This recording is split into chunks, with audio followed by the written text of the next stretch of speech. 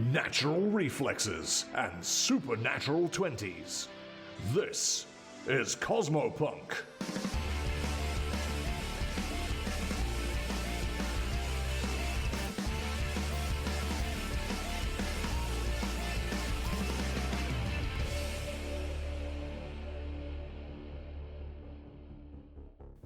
Karmageddon, a homebrew Starfinder story featuring the crew of the Leica 7. Hey there, I'm Cypher, and I play the Yosaki operative Otter and hotshot super spy space ninja pilot by the name of Ryder. The list of enemies who have seen her and live to tell the tale is very short, just like her. Hello, I'm Ty. I play Radar, the Amultra mechanic. He recently had an intergalactic demon god removed from his brain and he's been a bit off ever since.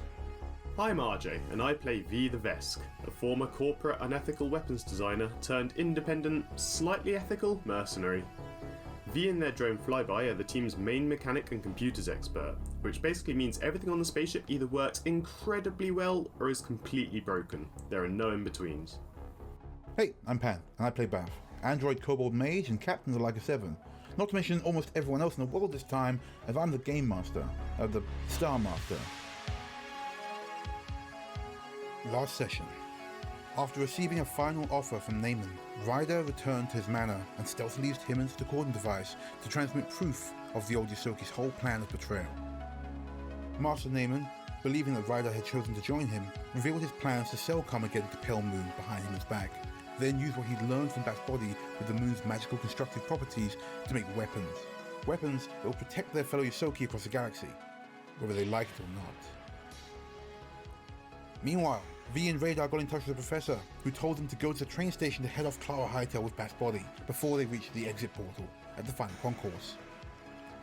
Also, I should mention, Bath became a car, thanks to the consciousness housing ego drive system. RJ was very excited. We rejoin our heroes as V and Radar clamber into the newly christened Batmobile and speed off through the city. In episode 20, Last Train, Full Throttle. V and Radar, as you two speed and weave through the city traffic, Radar, go ahead and give me a piloting roll. Yeah, sure. Does he get advantage because Bath's also, keeping tabs on his driving? Backseat driving? Back car driving? Backseat driving? No, she's tired. She's letting Radar handle the driving. Fine. 31. Okay. You're weaving through traffic, drifting around public transport and leaving this orange glow line in your wake. Bath manifests hard on the windscreen. It's a video game style. It's got an arrow that points out the fastest route to the station. Oh yeah. Much of this route involves skidding through back alleys, smashing through market stalls, driving against traffic, and mostly leaving a trail of disgruntled, honking motorists in your wake as you peel away. Get out of the road, Grandad! Beth, you're going to have so many traffic tickets when this is all done. Eventually, you break out through some bushes off the roadside, and you crest a hill to get a good eye on the rail station. It's not too far now, actually. Give me a perception check to see what you can see. 19 on the dice. PS4 perception. Oh, I didn't say PS perception, but I still got a 19 anyway. So it's 19 plus 16, which is 35. I got less than that. Oh, you're driving. Whereas V's actively looking at the station trying to spot bath-shaped objects. So it's still a station, which means there's a lot of people moving in and out, and it's hard to make out individuals. But with that roll, what you can see from your vantage point is that something seems to have been loaded onto this train, set off to the side. You can assume that's why this whole thing's taken so long, and it's allowed to catch up. It's covered in tarp, and they've had to swap it out for a few of the back passenger trains to replace some of this stuff. And with a 35, V, you do make out the neon purple of several Faster Masters jackets loading up the train. What's up, V? That's Faster Masters. They're loading whatever that massive device is that they're sticking on that cargo carriage onto the same train that they're also putting Bath's body on. Okay, if we take Bath out of the car, should we ram it? I don't think we should ram a train. What if... have you ever jumped a train before? Jumped the train? Jumped a train. The train's setting off from the station, you run on last minute, grab onto a carriage that isn't occupied and climb in that way. It's a great way to use trains for free. I guess? It looks like they're going to be done loading soon, and the other passenger trains have left and cleared the track. So you pull away from the overlook. How do you want to get down there? Fast. Fast, okay. Alright, give me another piloting roll. 24. Alright, you skid down the hill, coming abreast of the station just as the train's starting to pull off. Oh shit. Oh, we're too late.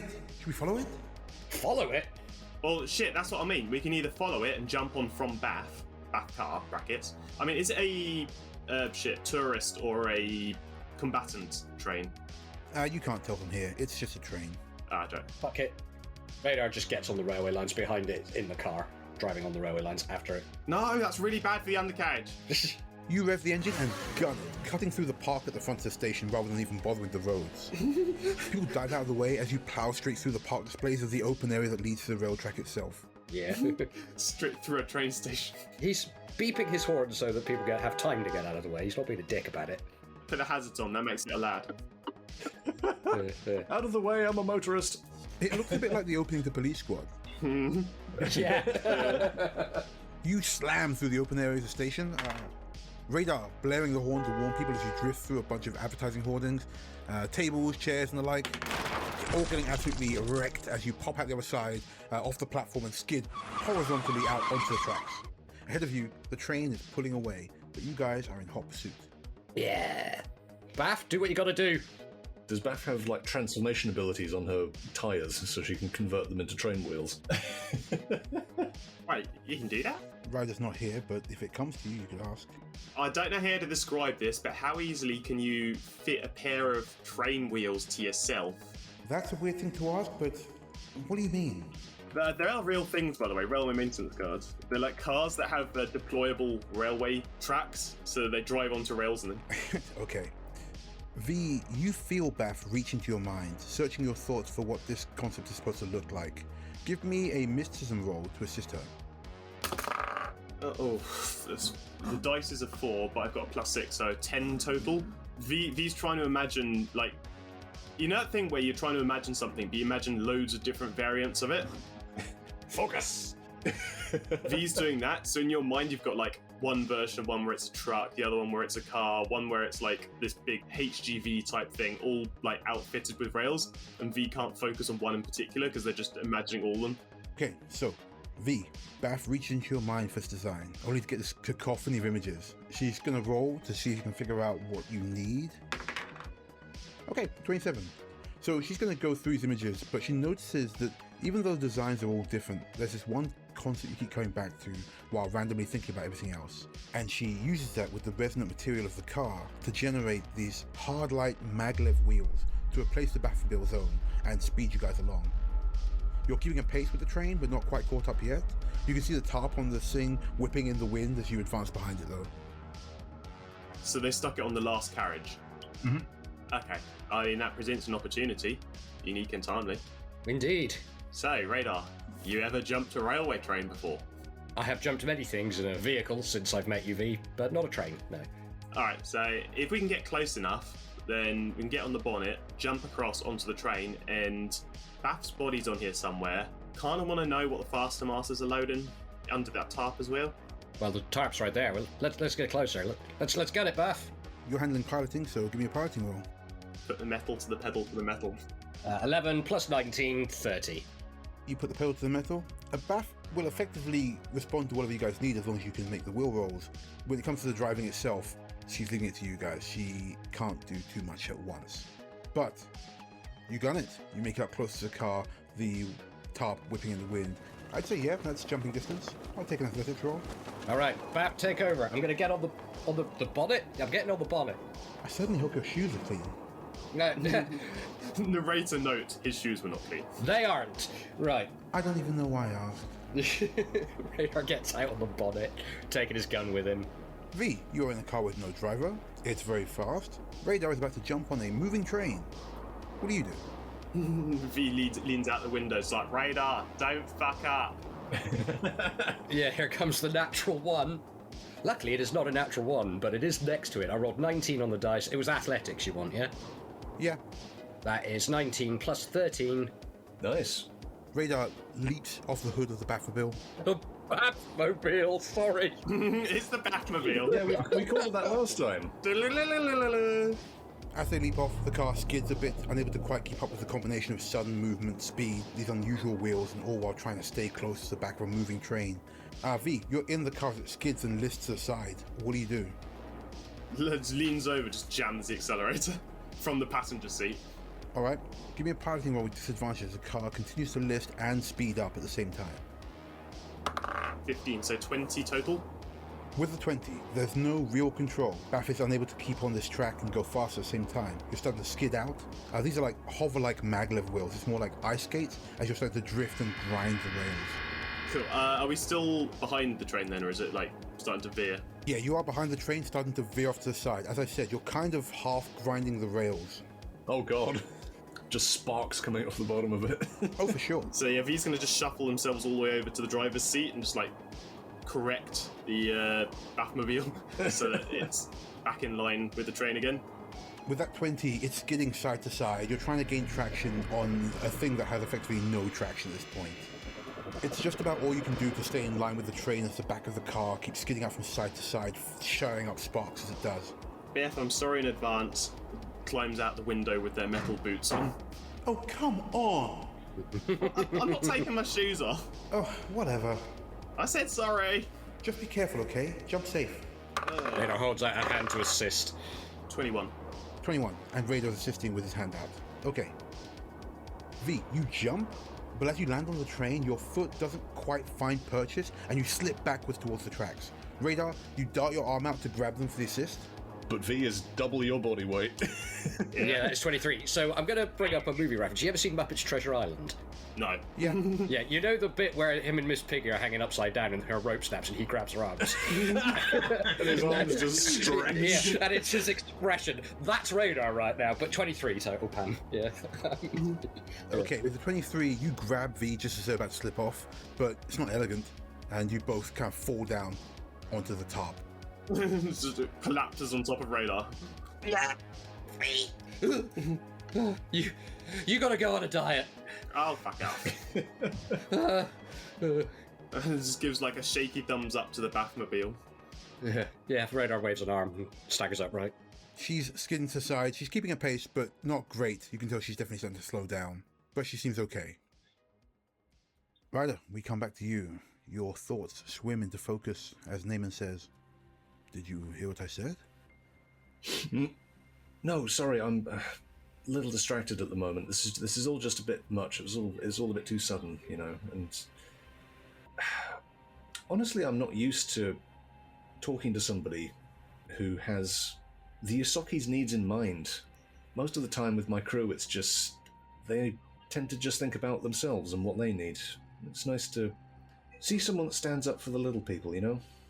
I'm glad you think so. I knew Frisk was right about you. Yeah. Where is Frisk, by the way? Are they doing okay? They seemed really upset last time. Oh, he's fine. He's here. I had him go and handle some other things. I didn't want it to be awkward for you two. I'm sure that now he knows that you're on side, you two can patch things up. I am sorry about your crew. It's like with him and Optra and I. We're friendly, but not friends. You know, that sort of thing? Yeah, I'm starting to learn that more and more. When you work with someone for so long, you believe they have your best interests at heart. And, you know, I went to him with this idea. Him and Optra, I mean. He was staunchly against it. He said that he had no interest in making weapons for war. Ridiculous. What was he doing here, right? He has a whole moon full of potential weapons, and he plays with them like toys for idiot thrill seekers. This crystal hexware tech, with the right application, could easily be out there defending little people, the downtrodden. He was happy to meddle with my work on Rex. Didn't see any ethical qualms there, oh no.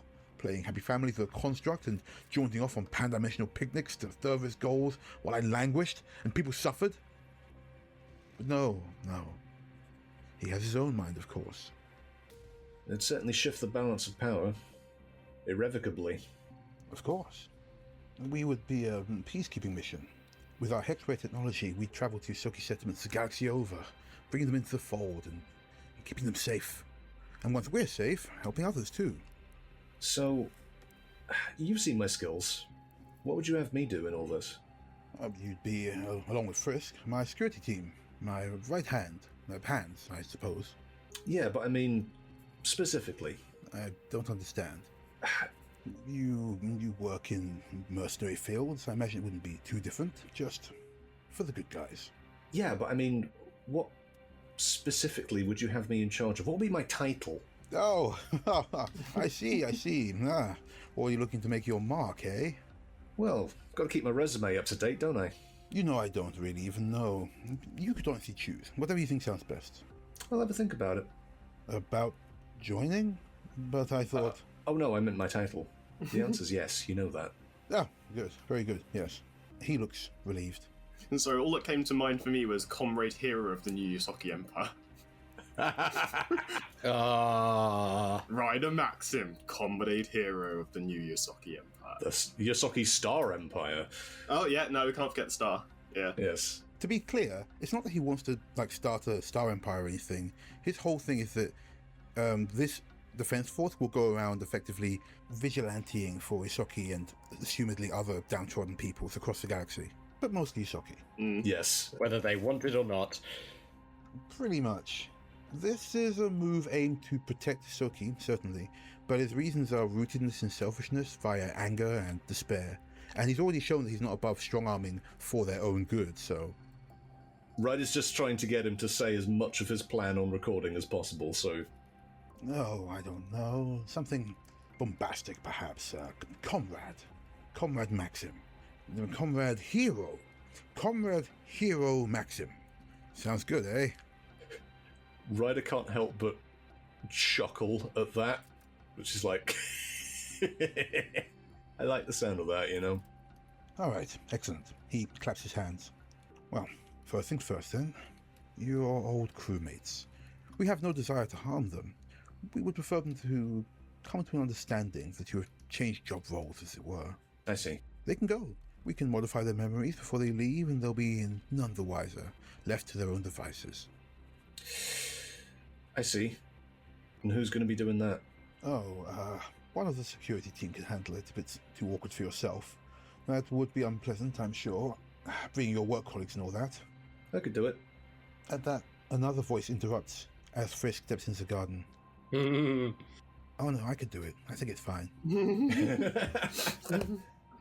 Ryder spins around and looks at Frisk with wide eyes. Naaman also looks surprised. Oh, Frisk, I wanted you down the main galley. I didn't think that... But Frisk stops him and says, No, I wanted to be here. I wanted to hear her actually say it. Frisk, I'm sorry. I'm sorry for everything. Okay, that's a start. Yeah, it got a little bit too much, you know? Again, I didn't know whose side I was on, I guess. Roll me a bluff. Frisk is obviously suspicious, so you'll be rolling against him. Yeah. That's a good roll. We've got 33. Okay. Frisk gives you a long look. Right. Okay, so you're on board. Let's do it. Let's do this together, Frisk. New beginning. Yeah, no, he steps forward and he takes your hand right there. Yeah, Ryder will hold his hand nice and tight. A little too tight, maybe. And sort of look deeply into his eyes. Ryder, you have no idea how glad I am that you changed your mind. Yeah, I'd say he's pretty smitten. The girl that he likes has come back, and not only come back, but understands. Actually, he says to his father, Hey, can we get a moment, actually? And Naaman says, Oh, of course. I'll be around. Just call if you need me. We come along, Tess. And he and the Vesk wander out to the gardens. Frisk turns back to you once they go inside. You want to take a walk? Yeah, I think that'd be good. Let's clear the air. Yeah, he takes your hand and you two wander the gardens. So, listen, I begged Dad to give you a chance. I could tell you want to make a difference, Like me. Ever since I was a kid, he was so devastated about our family and everything that happened on Lux. And how the powers that be just covered it up. It just burns me up, Yeah, I don't want to unload on you too much, but I had a bit of an incident with my family back on Ackerton. I used to live in Arles. Oh, I've never been. I don't do a lot of travelling. Dad keeps me close by. He gets kind of paranoid. Don't bother visiting. It's a bit of a shithole, but it was home, Yeah, I get that. Well, after everything happened, we bounced around for a while. We stayed in Absalom for a bit before Dad signed up with Karmageddon, and then we came here. I was just a kid then, so this is my home now. And knowing that me and my home will be part of keeping everybody else safe, it makes you feel good. And this will be your home too. Soon, I hope. I hope so too, Frisk. And she leans in and hugs him. You know what? I think he goes in for a kiss. Oh God.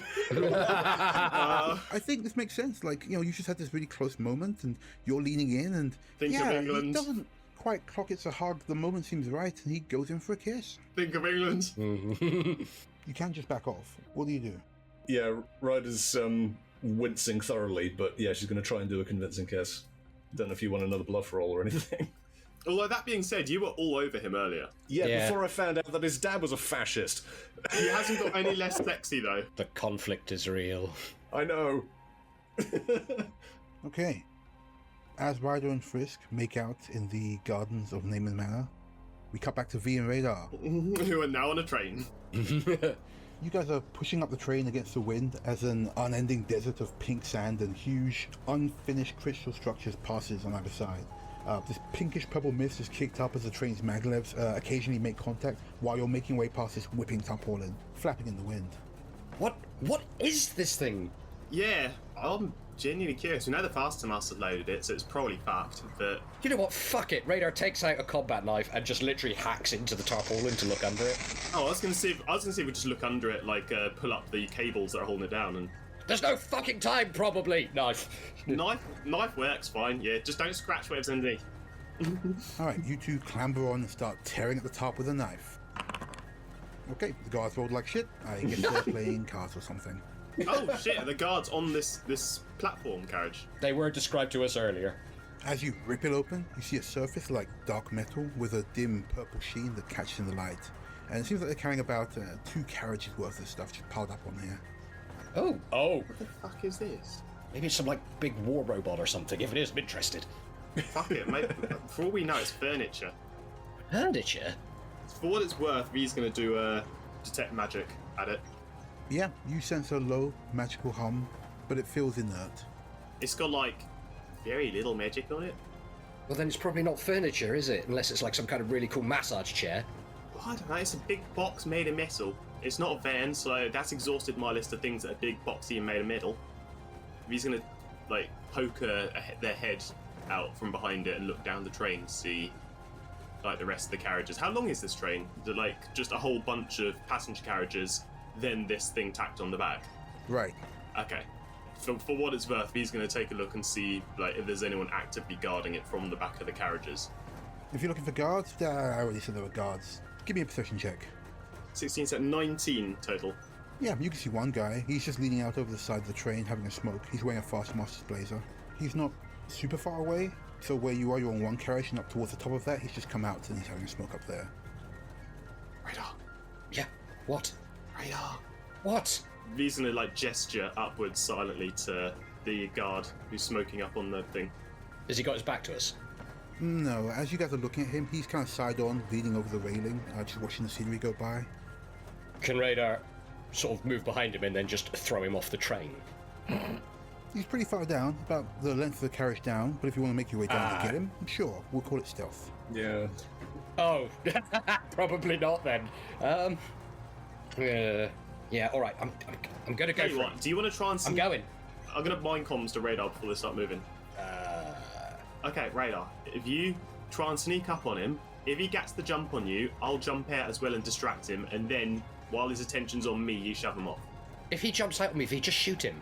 Radar slings his gun on his back. No, that'll make noise. That'll make noise. We would want to keep this quiet. Radar sets off to do stealth. Going well then, is it, guys? Oh, fucking shut up. You're not here. Radar has got 30 for stealth. Wow. Fucking hell.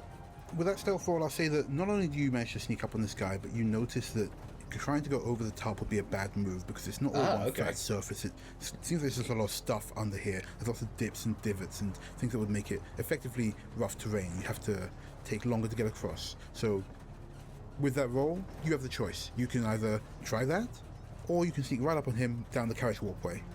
I'll take the side passage. So to paint a scene, you're trying to sneak up on this guy like that Jason Momoa and Henry Cavill picture. Yes. Yes, exactly like that. Hair and the everything. fact that we all knew independently what that was. Okay, firstly, give me a dex roll to try and make it up to him. There's no handrails or anything, just that one bit that he's leaning against, so you've got to plant your feet and make your way. That is 19. It's not as easy going as you'd like. The train bucks you a bit, but you make it up there. You cling to the tarpaulin for support. Now give me one more stealth roll. Save me plus 14, 28. Why even have these fucking guys? Cool. To give us cool scenes, Pan, that's why. Yeah.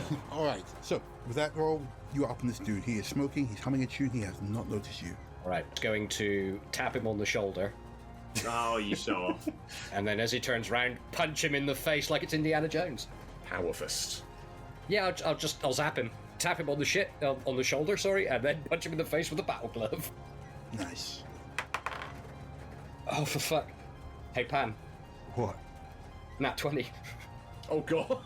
Nice, yeah. So, like I said, this dude is leaning over the railing going, oh man, talk about a lucky break. Today's the best day of my life. I'm gonna really make waves out there. I'm one day away from retirement. Yeah, it's all gonna turn around for old Davey. His longtime life partner just proposed to him. Like, his mortgage was finally paid off. Yep, Sheena's gonna take me back for sure. Oh man, I'm gonna.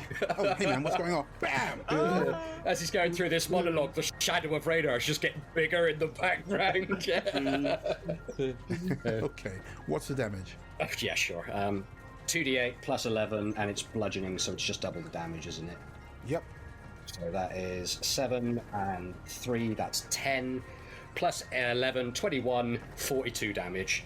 Yeah, this dude's head rocks backward with the blow. He stumbles, slips, his head bounces off the railing, and he's fully out cold. Just kind of slides down the railing and ragdolls off the train. Oh shit! Radar! Don't let him fall off the. What? Okay, no, you know what? Never mind. Don't worry about it. Insert Wilhelm scream here. No ticket.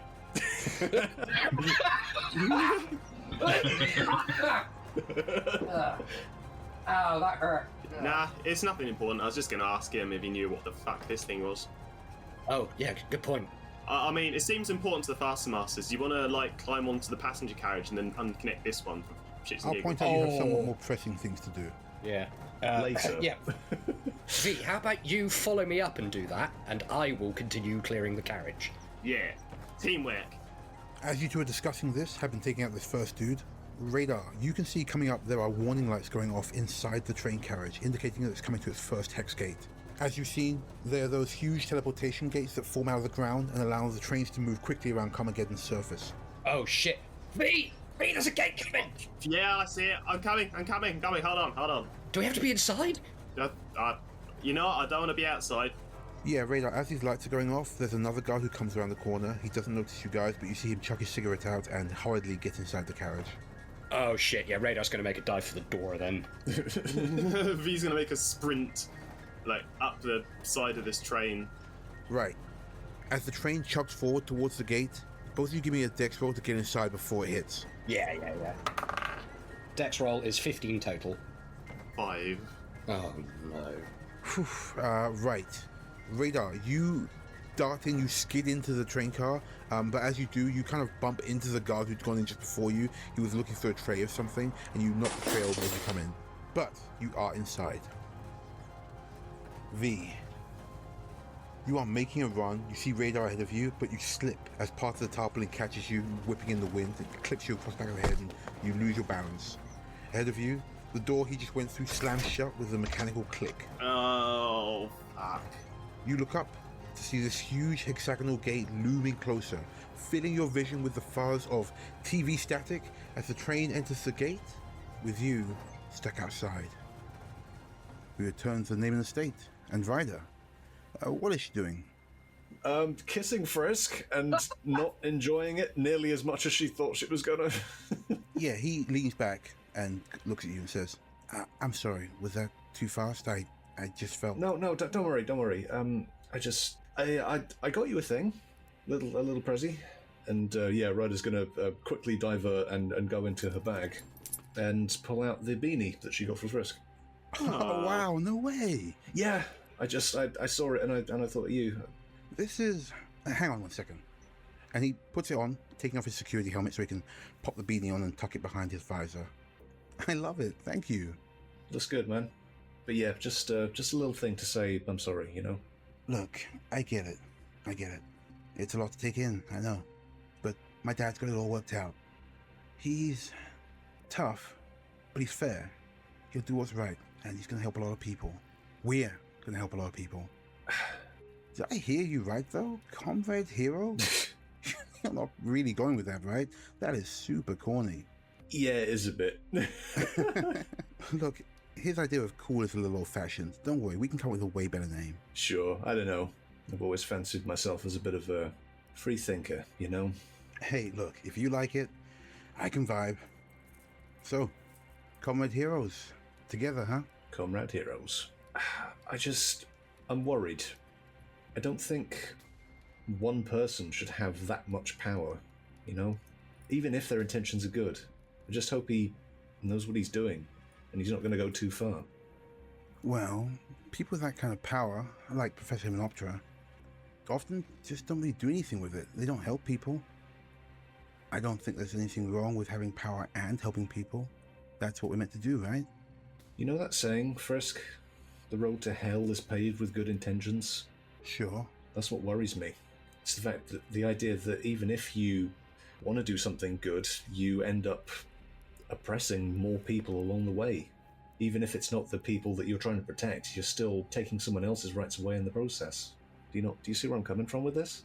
We're not taking anyone's rights away. We're keeping our people safe. It's not like we'd be going out there to hurt people or start fights. We'd be protectors. We'd be defensive. I thought you understood. Sometimes you can have a different name for something, but the intention is the same. I've seen it everywhere I go, Frisk. I'm gonna need a roll. Roll an unbluff. Yeah. Yeah, I guess maybe diplomacy? Yeah, she's trying to get him on her side now. Yeah, I get it, but it's a tough call. He's just heard you say you agree with his dad, and then you turned around and said, I don't agree with your dad. I mean, he's gone. So... Well, not really. She never said that, but this is just her trying to crowbar a little bit of... You're just casting aspersions. Yes, crafting a little bit of aspersion. Okay, let's call it diplomacy then. Yeah, diplomacy. Okay, I'm trained in it. Oh, nat 20! Hey! I want what your dice have. Well, it's not a save, so what's the total? So 20 plus 12, so 32. 32. So, throughout all this, you two haven't let go of each other's hands. He's still holding yours. Yeah. You know what? Maybe it's different for you. I understand. This is a big adjustment, and you spend a lot of your time out there in the wider galaxy. Maybe you've seen some real tough stuff. I don't know what it's like. I don't know what you've been through. And at that, he strokes your hair just below where you point out the scar. Yeah, she doesn't flinch. She just lets him do that.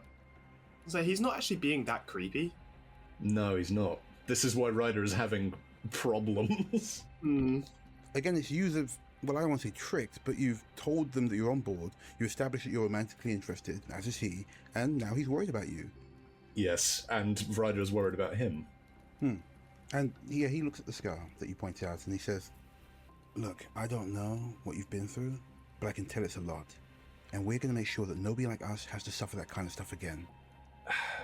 I just feel that getting ultimate power isn't the way to do that. The way we've done it, the way all of the Ysoki have done it for thousands of years, is just on our wits and our speed. That's how we survive. And sure, we get kicked about sometimes, but that's just the nature of being small. It's not about how many times you get kicked down, it's how many times you pick yourself back up again. See, the way I always saw it was, if you're finding being small a disadvantage, if you're getting kicked around because that's just how it is, don't take it. Get bigger, either by preparing and defending yourself from people who can hurt you, or by getting organized, striking back harder with a larger unit. It's not about, and I want to tell your place, I get it, you've been out there, you've seen stuff's happened, but it's not about the fact that we have to take it and pick ourselves back up again. Why should we? Why should my mother and my cousins have died without knowing anything about what's going on for no reason?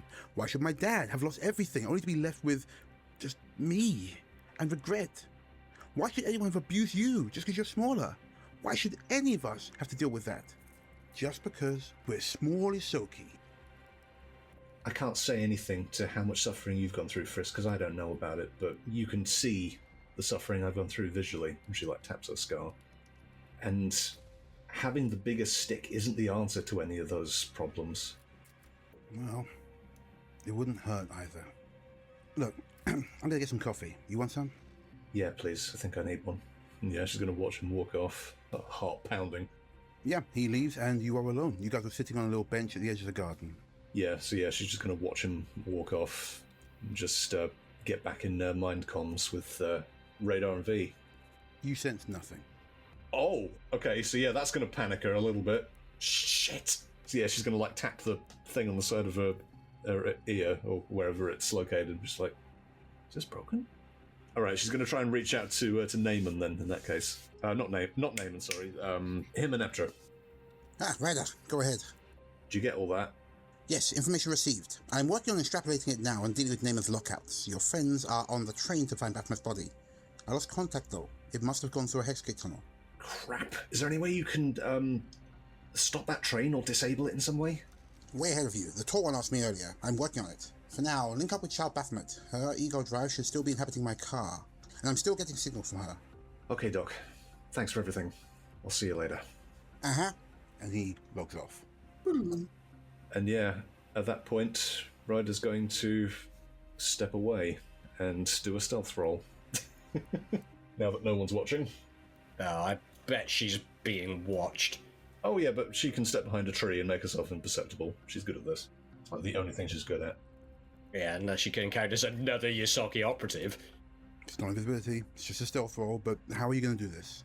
So yeah, she's sort of steps behind a bush, does her thing, steps out, and yeah, sort of surveys the area and looks for, like, is there like a wall or a perimeter fence that she can try and climb over? Acrobatics her way over? So it's a big square garden with brick wall around it. There's pillars with ivy and they dot the walls in your typical stately mansion way. There's the open walkway you came through to get here to this bench. You know the frisk went off towards one of several other doors that lead back into the house. The walls are pretty high, and it would be pretty notable if you were to try scaling them, but that said, in the garden, currently you seem to be alone. You know that Naaman and Kessa and Frisk have all gone inside. Yeah, but there could be devious traps and other security measures inside the property that Ryder doesn't know about, so she's going to try and head to the edge of the garden and scale the wall. Do you have jump jets? Yeah, I do. Are there any guard towers nearby? Or anything like that? No, it's not a prison, it's this dude's house. So yeah, she's just going to try and scale the ivy as much as possible, whilst staying hidden, try and use like the trees as cover, and yeah, just sneak out of the garden. Okay, sure. I'll keep your stealth off from earlier to expedite things, but give me acrobatics to get over that wall. Certainly. Okay, so we've got 14 plus 22 for acrobatics. Alright, you scale the wall and you are away. Aww. It's fine. She said her piece and made a run for it. And Frisk has his hat. The important thing is, I gave him a hat. Yes. Alright, as you hop the wall, you're outside now. You remember from earlier, Naaman's Manor is atop a small hill. There's a winding road leading down to where you guys parked up before splitting, and you can see on your left side the building that your friends are on top of. So what now?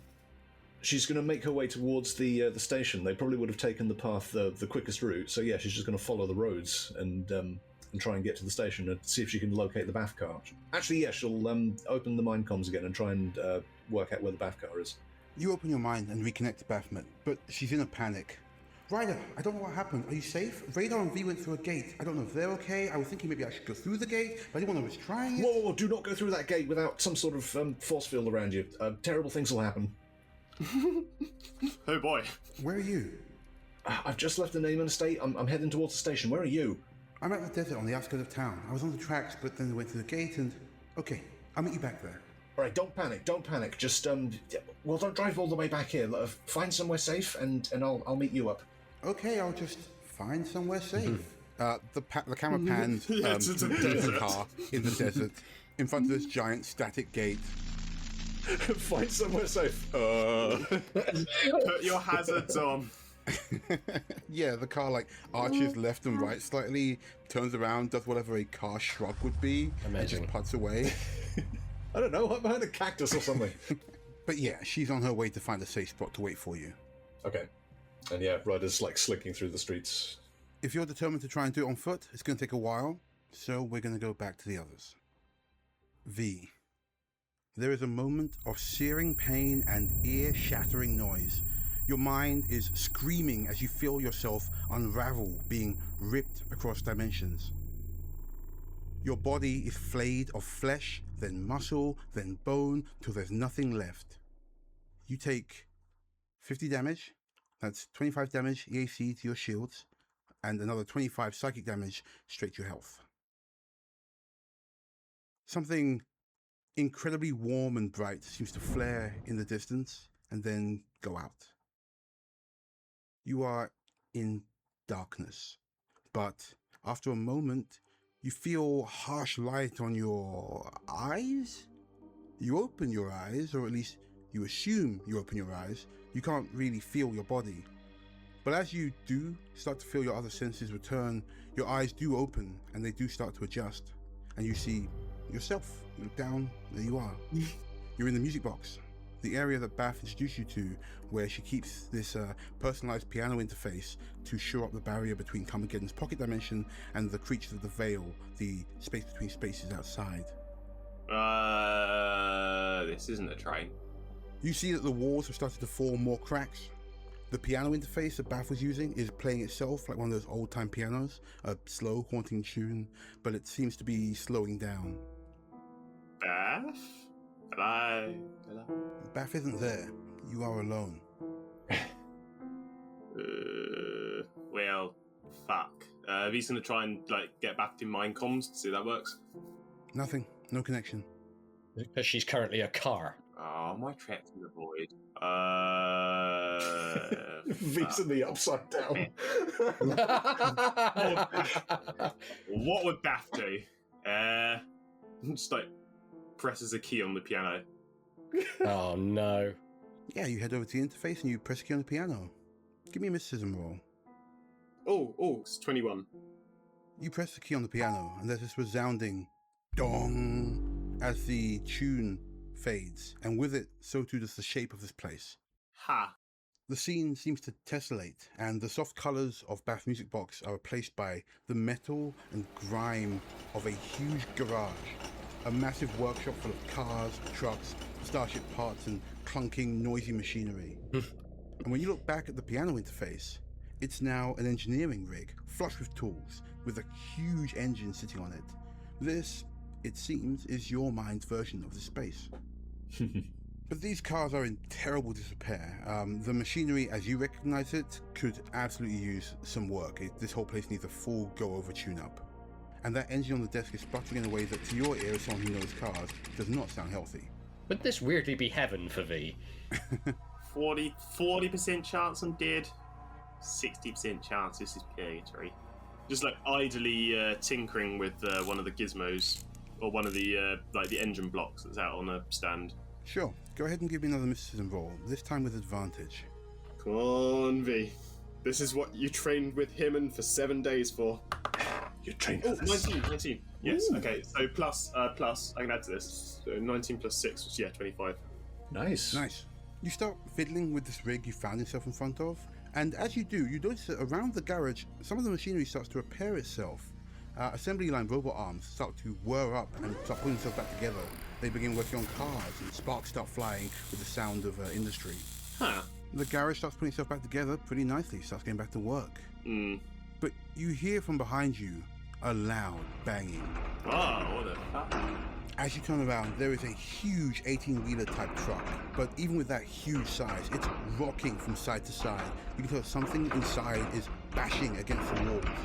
And this kind of dark ichor is seeping out from every seam it can. It's dripping out of the cab door and the sides of its huge trailer onto the floor. Ugh. Nope. V just pull out the shotguns, V's gonna shoot it just to see what happens. Well, as you do raise your shotgun, the door bursts open and this thing leaps at you. It looks like a gremlin but made of static, and this ichor spews out of the truck. Ooh. Oh, highly fuck. That is the appropriate response. This creature leaps out of the window, smashes through the glass, coming at you. You raise your shotgun and you take a shot. 18 was the roll total. You raise your shotgun at this thing, you blast it, and then the camera cuts back to radar on the train. Radar, you just got punched in the face for 7 damage. Ow! Radar punches back. Sure thing. This guy got into the train car first. You were right behind him. You ran in, knocked over a tray of whatever he was looking at, and then he just decked you in the face.